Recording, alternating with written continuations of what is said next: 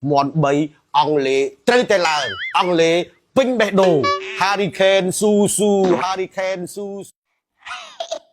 ខ្លោហើយខ្លោអត់ឡើយយកបេកអាចអាលីពីខ្លួនទៀតហើយ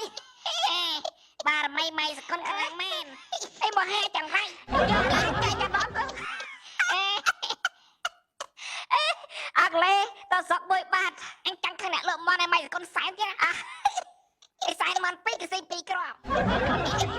អើម៉ានអាយុមិញអាចទៅ over តាក់ទី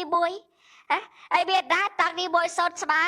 អាចនេះអបលបលហើយអែបដាក់រកអាសាក់ទៀតវិញអេបានសៀងមានអាសុបហ្នឹងឯងអានេះបែបចាយដល់ណាក្លោចក្រៃប៉ិតប៉ិតអេចាយដល់ម៉េចបើតកាប្រាំងអង់គ្លេសឯសាក់ធ្លាក់ក្នុងដៃម៉ៃសកុនអាចមានច្បល់មួយឲ្យជួយគិតអាចចោលអីគៀលុយគ្នាអីជូនបៃសកុនដាក់អីទៅភពគៀ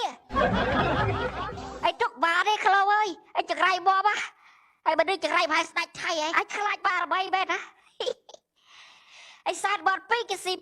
2អីដូចដឹកគ្រាប់មុនទៀតអីសាតបត3អីគេស៊ី3គ្រាប់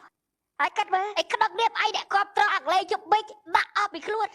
ខ្លាចហើយបៃសកុនមីកាហ្វេគេស៊ីពេដោ